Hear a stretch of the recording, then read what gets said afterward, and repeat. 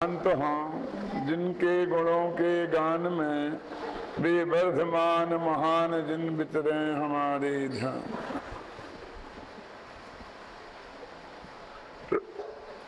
भगवान महावीर और उनके सिद्धांतों पर चर्चा चल रही है, जिसमें उनके जीवन दर्शन, उनकी वाणी का प्रतिपादन केंद्र बिंदु भगवान आत्मा, प्रतिपाद्य अनेकांत, प्रतिपादन शैली, स्यादवाद, चार अनुयोग और निश्चय व्यवहार की विस्तार से चर्चा हुई।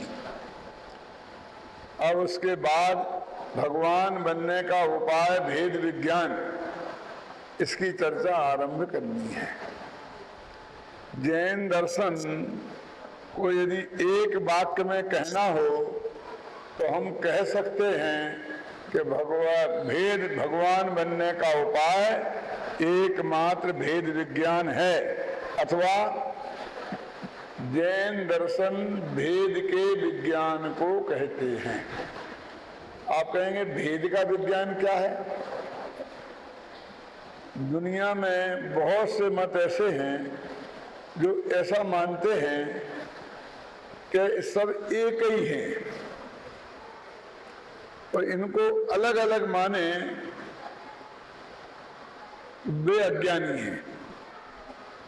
सर्वम खलमिदं ब्रह्मा, सारा जगत ब्रह्ममय है, सिया राम मैं जगमग जानी। इनको अलग अलग जानना, मैं अलग और तुम अलग, उनकी दृष्टि में वो अज्ञान है।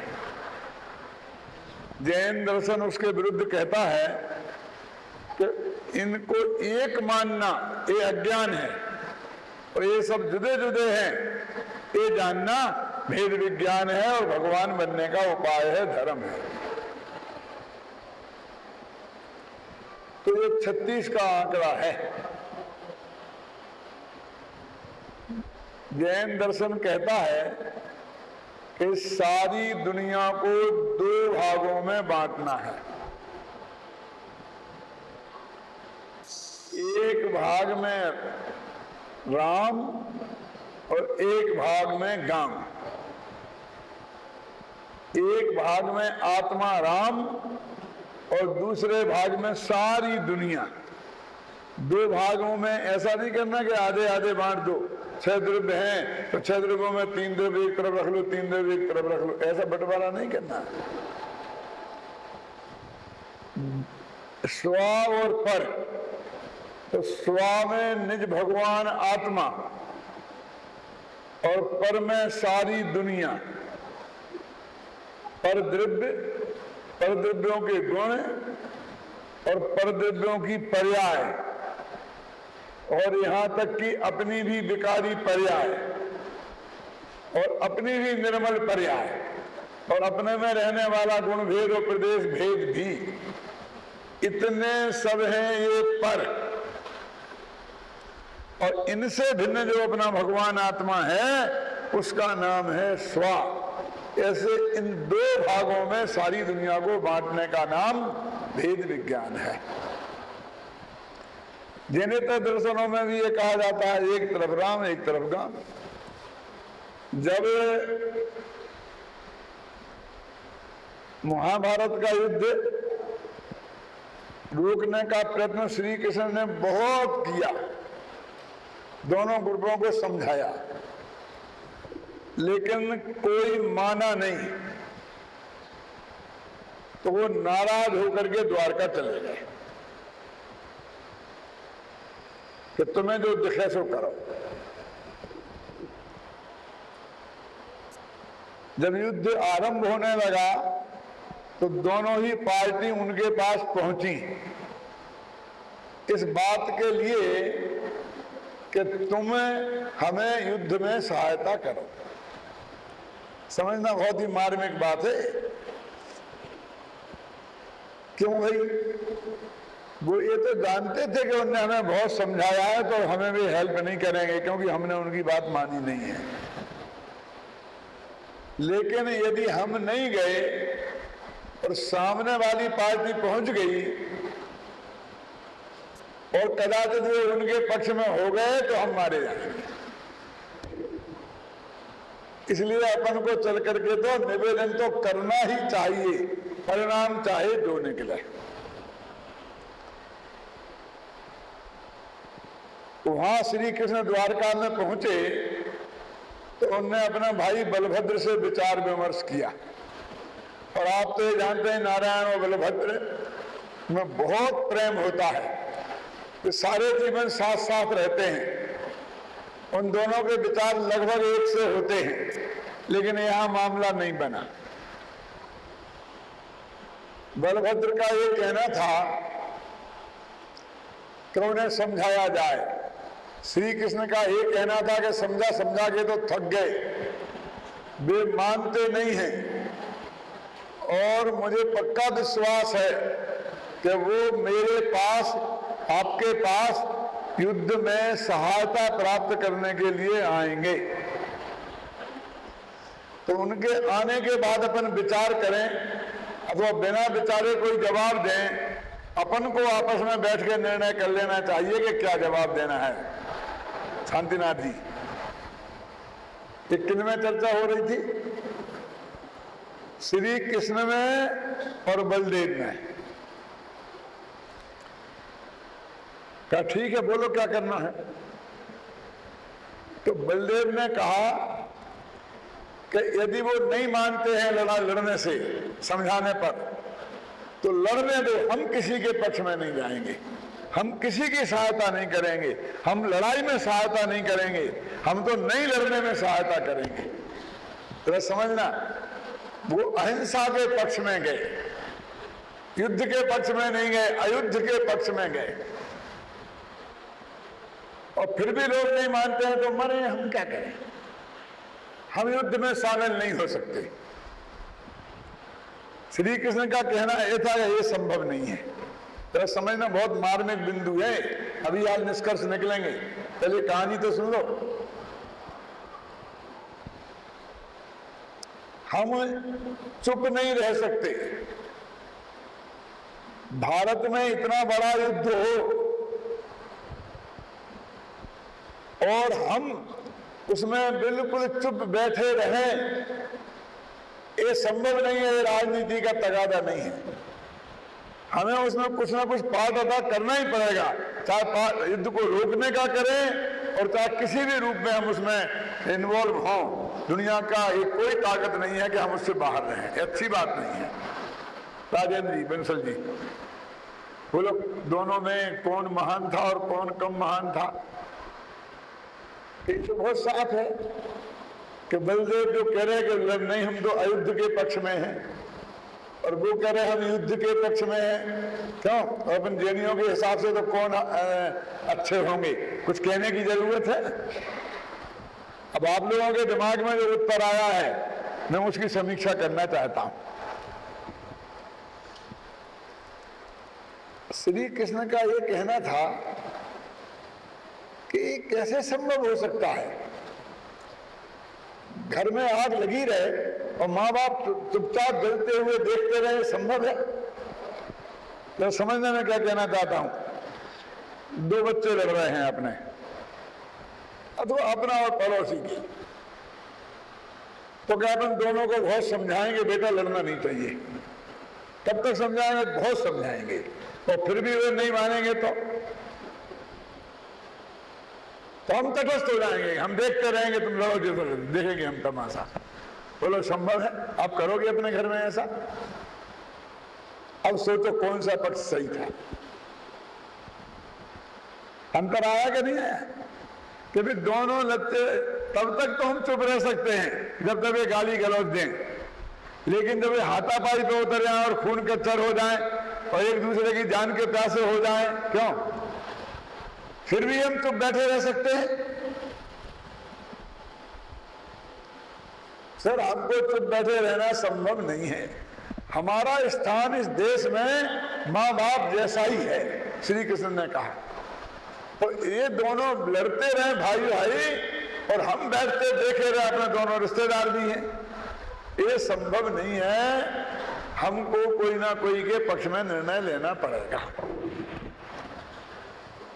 आखिर उनमें समझौता नहीं हो पाया।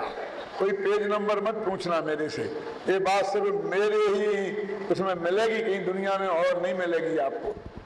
कि उनकी ये जो वार्ता हुई थी और उसका क्या निष्कर्ष निकला था। घबराना नहीं, समझने की कोशिश करना मैं क्या कहना चाहता।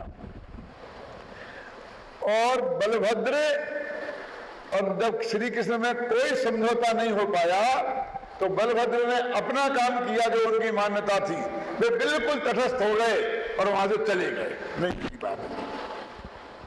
और श्री कृष्ण सोच रहे थे कि आएंगे तो हम क्या जवाब देंगे।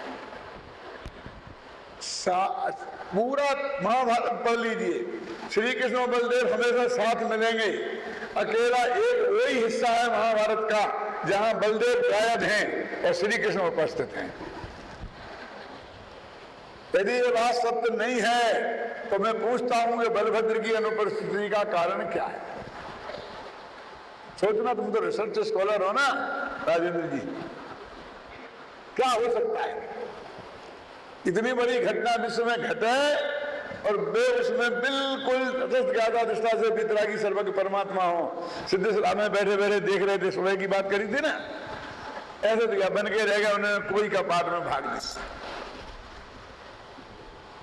खैर ये तो बात एक अलग हो गई। दूसरी बात कि जब श्री कृष्ण के पास दुर्योधन और अर्जुन दोनों पहुंचे तो अर्जुन पैरों की तरफ खड़े थे, दुर्योधन खड़े थे सिर की तरफ। उन्होंने दोनों ने एक साथ प्रार्थना की, क्या ये युद्ध हो रहा है और हम आपसे सहायता चाहते हैं। तो उन्होंने दुर्योधन से कहा, बोलो तुम्हें क्या चाहिए। एक बात समझ लो कि मैं दोनों को ही सहायता दूंगा। एक तरफ मैं अकेला बिना हथियार के और दूसरी तरफ मेरी सारी सेना हथियारों से लैस। बोलो तुम्हें दो में से एक क्या चाहिए।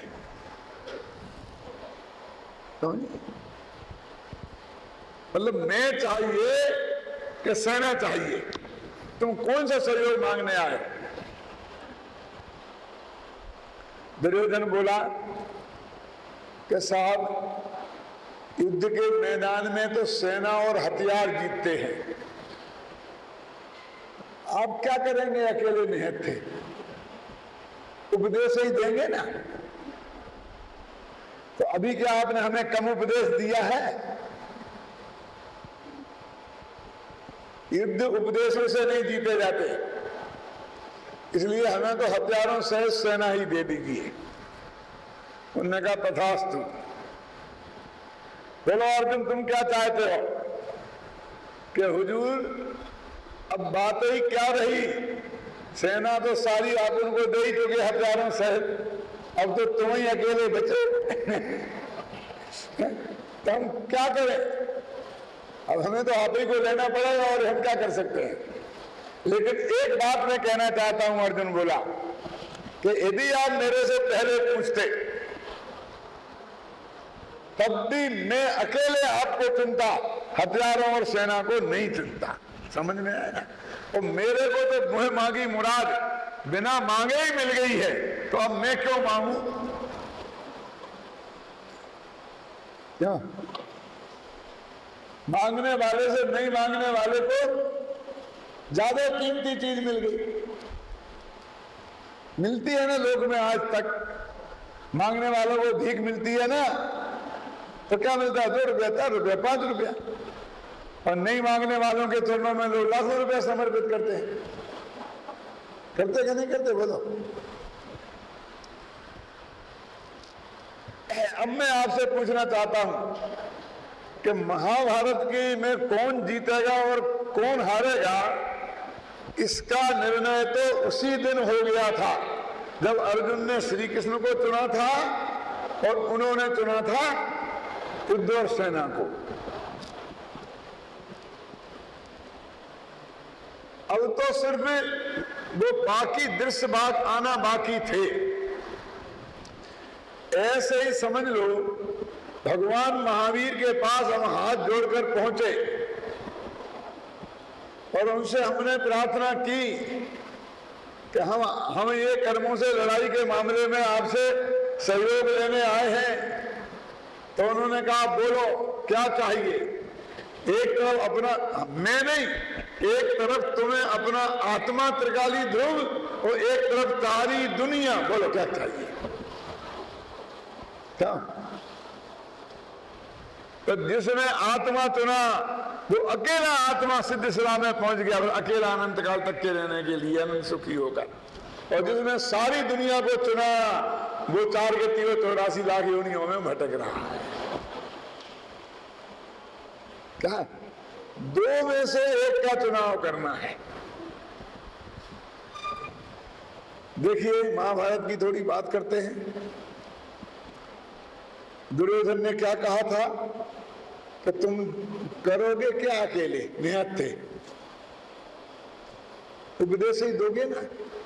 मैं आपसे पूछना चाहता हूं कि महाभारत को जीतने का श्रेय श्री कृष्ण को दिया जाता है। क्या किया उनने? घबराना नहीं, पूरी बात सुनना। क्या हैसियत थी उनकी? कि सेनापति के सारथी थे। अर्जुन के सारथी थे ना। किसे कहते हैं सारथी? आज की भाषा में ड्राइवर को। क्या हैसियत होती है ड्राइवर की? है? बोलो। तो महाभारत के युद्ध में श्री कृष्ण को एक ड्राइवर की हैसियत थी। क्या बात करते हो? प्रधान सेनापति का ड्राइवर? अरे ड्राइवर तो ड्राइवर है, प्रधानमंत्री का हो और चाहे कलेक्टर साहब का हो। ड्राइवर थोड़ी प्रधानमंत्री का ड्राइवर प्रधानमंत्री थोड़ी होता है। दोनों की एक सी स्केल होती है, एक सी योग्यता होती है, एक सी तनख्वाह होती है। तो जिनकी इस महाभारत के युद्ध में एक ड्राइवर की हैसियत हो, उसको युद्ध जीतने का श्रेय जिसने ना गदा चलाई हो, ना धनुष चलाया हो, ना चक्र चलाया हो, क्या जब किसी से भिड़े ही नहीं हो, अकेला रथ चलाया हो, तो उसको ये श्रेय देना कि उसके कारण जीत हुई। क्या कारण है? मैं पूछता हूं, क्या दिया था श्री कृष्ण ने? क्या योगदान दिया था युद्ध के मैदान में? कि साहब वो अर्जुन को मोह हो गया था ना। समझना बहुत मार्मिक बात है। अर्जुन को मोह हो गया था तो उसे उनने उपदेश दिया था। और मोह हो गया था माने कि वो कहता था कि ये जो सामने खड़े हैं मेरे मैदान में, इनमें कोई मेरा भाई है, कोई गुरु है, कोई अध्यापक है, कोई भांजा है, कोई भाई है। इन्हें मारकर, इनका खून बहाकर मैं राज्य मिले, मुझे ऐसा राज्य नहीं चाहिए, क्योंकि राज्य सुख लोहू भरी कीच का कमल है। इसको गीता कहती है कि उसे मोह हो गया था, परिवार से मोह हो गया था। जनरेशन में अपन क्या कहेंगे इसे? बोलो, क्या कहेंगे? कि बैराग हो गया है, दीक्षा लेना चाहता है। मैं तो जंगल में जाके आत्मा की कल्याण करूंगा, मैं भाइयों को मारकर राज नहीं चाहते हैं। और गीता क्या कहती है? उन्हें मोह हो गया था। और श्री कृष्ण ने क्या समझाया कि आत्मा तो अजर अमर है, वो तो कभी मरती ही नहीं है। समय सार में यही समझाया, आत्मा अजर अमर है, वो तो मरती ही नहीं है। बस निष्कर्ष में अंतर है कि गीता कहती है कि आत्मा तो अजर अमर है, वो तो कभी मरती ही नहीं है। इसलिए हे अर्जुन, तू मारने से क्यों डरता है? जम के मार। चलो, वो मारने की प्रेरणा देती है आत्मा को अजर अमर बताकर।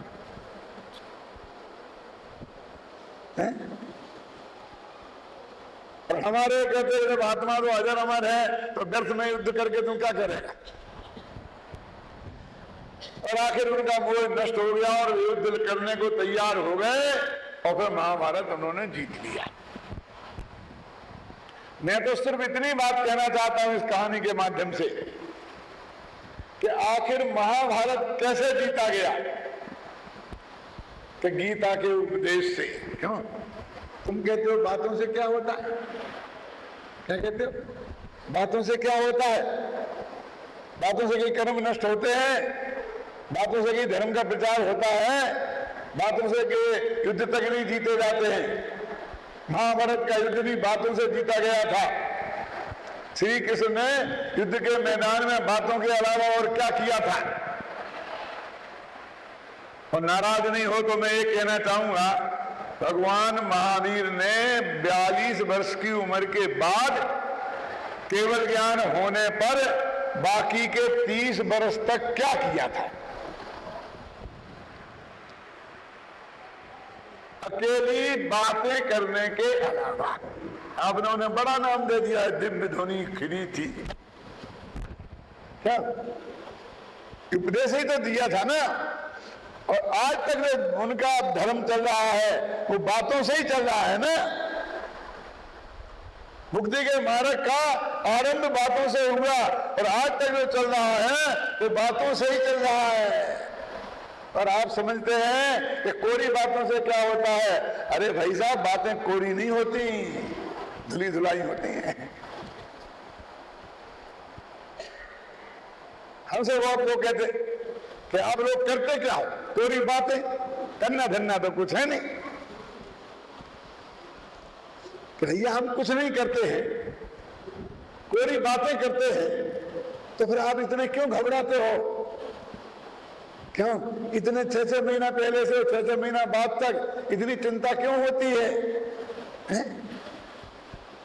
फिर क्यों इसके संभाल में बड़े बड़े लोग लग जाते हैं? मैं आपसे पूछना चाहता हूं, यदि बातों से कुछ नहीं होता है तो हमें करने दो बातें। बोलो, सारे देश में आज वितरागी तत्व ज्ञान जिंदा है, तो वो हमारी बातों से जिंदा है? बोलो, महाभारत का युद्ध भी बातों से जीता गया। इसलिए कोरी बातों से कुछ नहीं होता, ये बात बेकार है। अब देखिए कि श्री कृष्ण ने समझाते समझाते अर्जुन को परेशान हो गए। 10 अध्याय तक उपदेश दिया। नैवं छिन्दन्ति शस्त्राणि नैवं दहति पावका, अग्नि जलाती नहीं है, हथियार से छिदता नहीं है, पानी से गलता नहीं है। ये भगवान आत्मा तो अनादि अनंत, ऐसा लगता है समय सार पड़ रहे हो। राजन मंसल कहते हैं ना कि लोग प्रकृति में समय सार की गाथाएं। मैं कहता हूं गीता में भी, मैंने भी ये सोच करी है कि गीता में समय सार की गाथाएं हैं, उनका भाव पड़ा हुआ है। 10वें अध्याय तक जब अर्जुन की समझ में कुछ नहीं आया तो श्री कृष्ण ने कहा, अच्छा अर्जुन, उन्होंने ऐसा मुंह खोल के ऐसा पाया और कहा, अर्जुन जरा अंदर देख। तो अर्जुन ने अंदर क्या देखा कि महाभारत के युद्ध के बाद का 18 दिन बाद का जो दृश्य था वहां उसे दिखाई दिया। क्या था 18 दिन बाद का दृश्य? सारे योद्धा मरे पड़े हैं दोनों तरफ के, बहुत से। दुर्योधन मारा गया है, द्रोणाचार्य मारे गए हैं, अभिमन्यु मारा गया है, भीष्म पितामह सरसैया पर पड़े हैं, पांडव 5 जिंदा है। कि ये क्या है? कि ये युद्ध का अंतिम परिणाम है, परीक्षा फल निकल गया है। कभी परीक्षा ही नहीं दी है, पेपर ही नहीं लिखा है कि हाँ पहले से नक्की है। पढ़ना गीता पढ़ी हो तो 11वें अध्याय में ये सब बातें हैं कि उन्हें क्या कहते हैं भगवान कि भाई युद्ध तो महाभारत का तो रिजल्ट ही ये निकलना है, इसलिए तू ये मत समझ के तेरे मारने से मरेंगे। ये तो मरे ही पड़े हैं, इनकी तो उम्र ही 18 दिन है, इससे ज्यादा ये जिंदा रह ही नहीं सकते हैं। किसने नक्की किया? तो वहां तो वे कहते होंगे भगवान ने नक्की किया, अपने कहेंगे किरमत में ऐसा ही था। मैं आपसे पूछता हूं, ये श्री कृष्ण का 11वां अध्याय भगवद गीता का ये क्रमबद्ध पर्याय को सिद्ध नहीं करता है कि सब कुछ नक्की है? 18 दिन पहले जब श्री कृष्ण ने बता दिया, अब मैं इतनी संशोधन करना चाहता हूं कि उनके मुख में उनके पेट में था, उनके ज्ञान में था, वो दृश्य उनके ज्ञान में था और उन्होंने समझ लीजिए टीवी पर उसको दिखा दिया था। बस इतनी सी तो बात है। लेकिन बस निष्कर्ष ये है कि अब तो तू क्यों डरता है मारने से? तेरे मारने से थोड़ी मरने वाले हैं, ये तो मरे ही मराए हैं, ये इनकी तो स्थिति आई गई है। तब भी उसने कहा कि मैं क्यों मारूं फिर बेकार में, मारने का पाप क्यों कमाऊं? तो उन्होंने कहा कि निमित्त मात्रम भवे पार्थ नंदन, गीता का श्लोक है कि हे पार्थ नंदन माने अर्जुन, तू तो निमित्त मात्र हो जा। वहां भी निमित्त की बात है, तू करता नहीं है, तू तो मात्र निमित्त है। करता तो जो अपने आप मरे हुए हैं। देखो वहां भी उपादान की मुख्यता है, निमित्त की नहीं है। निमित्त मात्रम भवे पार्थ नंदना। तो पार्थ नंदन कहते हैं कि ऐसे खोटे काम का निमित्त बनने से क्या फायदा, कि बनिया बिना फायदे के कोई काम थोड़ी करता है। क्यों?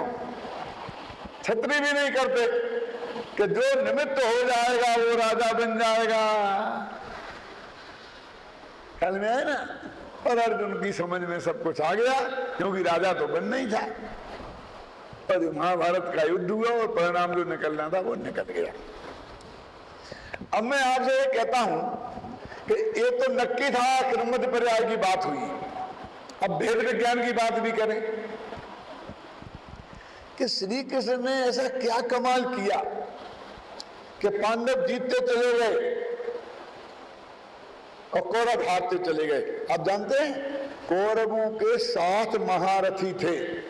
पहले सेनापति कौन थे? भीष्म पितामह। दूसरे सेनापति कौन थे जब वो घायल हो गए? द्रोणाचार्य। तीसरे सेनापति कौन थे? कर्ण। ये 7 महारथी सेनापति बने और सब खत्म होते चले गए और यहां एक अर्जुन जमा रहा। ये कैसे होगा? और इसमें श्री कृष्ण का योगदान क्या है? थोड़ी चर्चा इसकी करें अपन। भेद विज्ञान सिद्ध होगा इसलिए कहता हूं। श्री कृष्ण ने कहा कि सामने भीष्म पितामह है और वो बहुत शक्तिशाली हैं, उनके सामने अर्जुन टिक नहीं सकता। इसलिए अर्जुन से कहा, हे अर्जुन, तुम्हारे दादाजी सामने खड़े हैं, नमस्कार करो। और उन्होंने बाण चलाया और सीधे उनके चरणों में जाके नमस्कार किया। वो नमस्कार करने का यही तरीका होता है युद्ध के मैदान में। बाण चला के चरणों में पहुंचे तो नमस्कार हो गया। द्रोणाचार्य से कहा कि दादाजी, आप तो कहा करते थे कि मेरे लिए तो जैसे कौरव वैसे ही पांडव, और आज जाके सामने के पक्ष में खड़े हो गए सेनापति बन के। शर्म नहीं आती है तुम्हें? इस तरह उनके चित्त को विभक्त किया, चित्त में संशय पैदा किया कि मुझे लड़ना चाहिए कि नहीं लड़ना चाहिए। आखिर ये भी हमारे पोते हैं और देखो अभी भी युद्ध के मैदान में भी नमस्कार कर रहे हैं। ये विनयशील पोते हैं। और एक दुर्योधन जो हमारे इतना समझाने पर माना ही नहीं। हम कहते कहते थक गए और द्रौपदी का तीर हरण कर डाला। मैं लड़ूं कि नहीं लड़ूं? इस चित्त में दुविधा खड़ी हो गई, और जिसके चित्त में दुविधा खड़ी होती है वो गारंटी से हारता है। एक भजन है बहुत अच्छा, दुविधा कब नहीं है या मन की दुविधा। ये मन की दुविधा कब जाएगी कि जब निजे नाथ निरंजन निरीखे, तब नहीं है या मन की दुविधा। जब अपने भगवान आत्मा को देखेगा तो दुविधा कि ये मैं हूं कि ये मैं हूं। कल नहीं, ये दुविधा।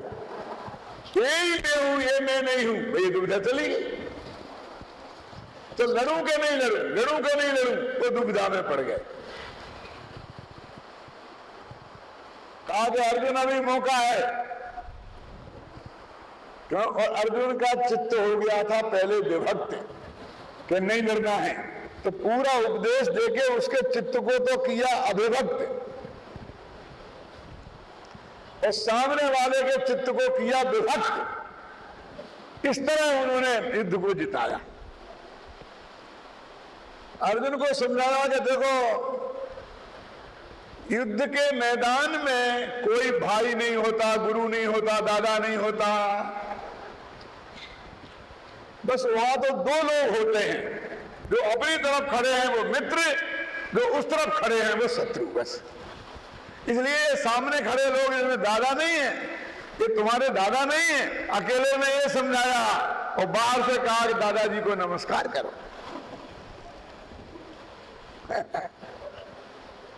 क्या? उसके चित्त को अभिव्यक्त किया, विभक्त चित्त को, और उनके अभिव्यक्त चित्त को विभक्त किया। क्यों? और वे सोचते ही रह गए कि बाण चलाऊं कि नहीं चलाऊं, और अर्जुन ने धमाधम धमाधम धमाधम बाणों की सैया पर उन्हें लेटा दिया। गए काम से। जब द्रोणाचार्य को बनाया, द्रोणाचार्य के साथ भी वही किया श्री कृष्ण ने। अरे गुरुदेव गुरुदेव, तुम वही द्रोणाचार्य हो जो ये कहा करते थे कि मेरा सबसे श्रेष्ठ शिष्य यदि कोई है तो वो अर्जुन है, और जिसके लिए तुमने श्री रब का अंगूठा काट लिया था, आज उसी के सामने युद्ध के लिए खड़े हो गए। शर्म नहीं आती? इस तरह उनके चित्त को विभक्त किया, और अर्जुन को तो समझाया कि युद्ध के मैदान में कोई गुरु शिष्य नहीं होता, या शत्रु होता है या मित्र। कहा अर्जुन, वाणी से बोला अर्जुन गुरु जी को नमस्कार करो, गुरु जी को भी नमस्कार करवाया। क्या?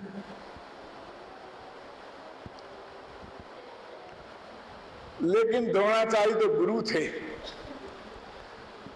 वो अकेला बाण चलाना नहीं जानते थे, वो ये भी जानते थे कि युद्ध में जिसका चित्त विभक्त हो गया वो हार जाएगा, और जिसका चित्त विभक्त नहीं हुआ वो जीत जाएगा। अरे क्रिकेट के मैदान वाले लोग जानते हैं कि नहीं? ये बच्चे बच्चे जानते हैं। क्यों? कि क्या हो गया कि उसका वो नहीं हो रहा, क्या कहते हैं ना, फिर उसका जो बॉलर है, जो भी वो है अथवा वो बैटर है, तो वो उसका चित्त स्थिर नहीं हो रहा, वो लाइन या लेंथ क्या नहीं बन रही है, तो वो हार जाता है। और चित्त एकदम बन गया, उसमें लग गया तो जीत जाता है। तो उन्होंने द्रोणाचार्य का चित्त विभक्त करना चाहा, लेकिन द्रोणाचार्य इस बात को जानते थे कि श्री कृष्ण क्या कर रहे हैं, उनका चित्त विभक्त नहीं हुआ। अब घबराए श्री कृष्ण के क्या करें?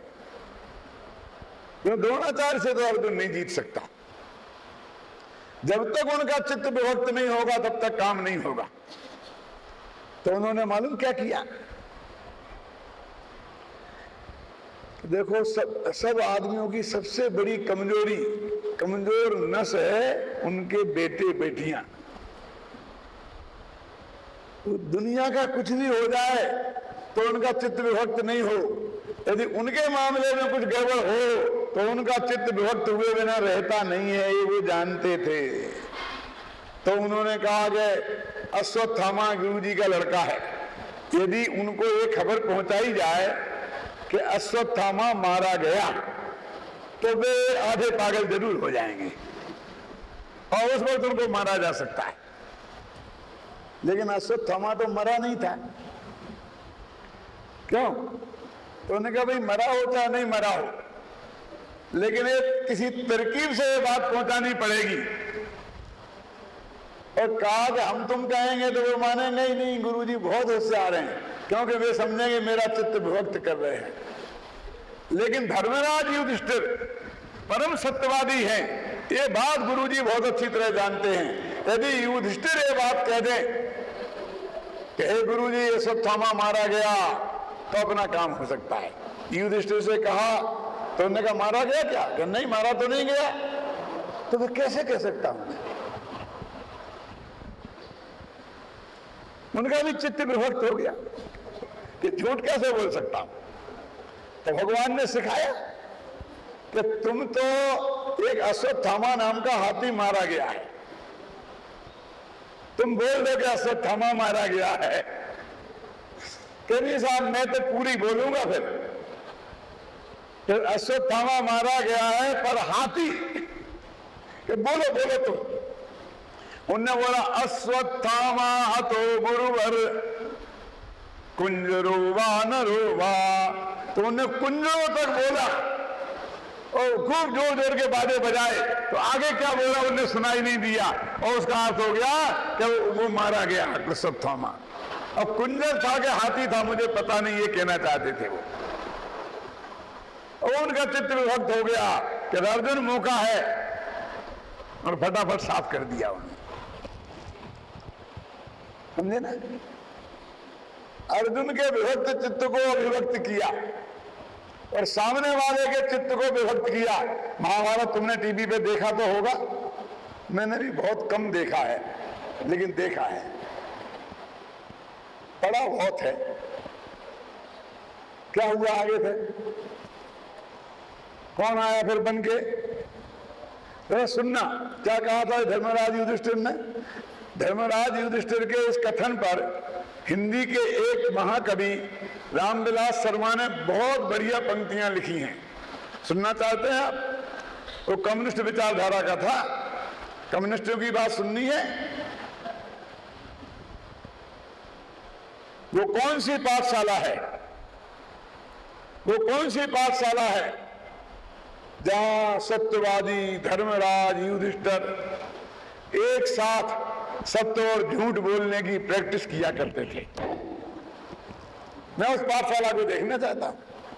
समझ में आया ना कितना बड़ा दंग है? कहां है वह पाठशाला जहां सत्यवादी धर्मराज युधिष्ठिर एक साथ सत्य और झूठ बोलने की प्रैक्टिस किया कर सकते थे? फिर करना है। और उनके चित्त को विभक्त करने की कहानी बहुत लंबी है,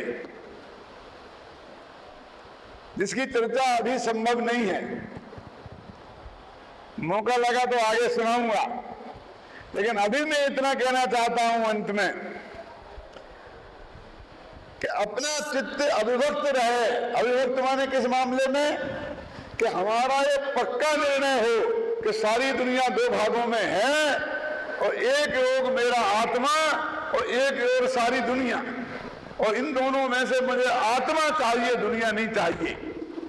इस मामले में चित्त अविभक्त रहे तो हमारा कल्याण नक्की है। और विभक्त रहा कि नहीं भैया बाल बच्चों को तो संभाल नहीं पड़ता है, आखिर बेटा तो बेटा ही है, जिनकी जिम्मेवारी अपने पे है वो तो निपटाना ही पड़ेगा। हम कहते भाई साहब अब तो रिटायरमेंट की एज आ गई, यदि गवर्नमेंट सर्विस में होते तो अभी तो रिटायर्ड हो जाते, न मालूम कौन के पाप उदय से तुम्हारे व्यापारी हो गए, तो अभी तक रिटायर नहीं हो रहे हो क्या? तो कहते नहीं पंडित जी बस थोड़ी सी मेरे पास क्या बोलते लाइबिलिटी और है। ये 50 बार इन कानों ने सुनी है और आजकल में भी सुनी है, यहां भी थोड़ी लाइबिलिटी और है, बस वो पूरी मेरी हो जाए, लड़का लड़की सब निपट जाए, बस फिर तो मैं आपके साथ ही हो जाऊंगा। यहां सुने मैंने कब कहा, और सारे देश में सारे विदेश में सुनता हूं।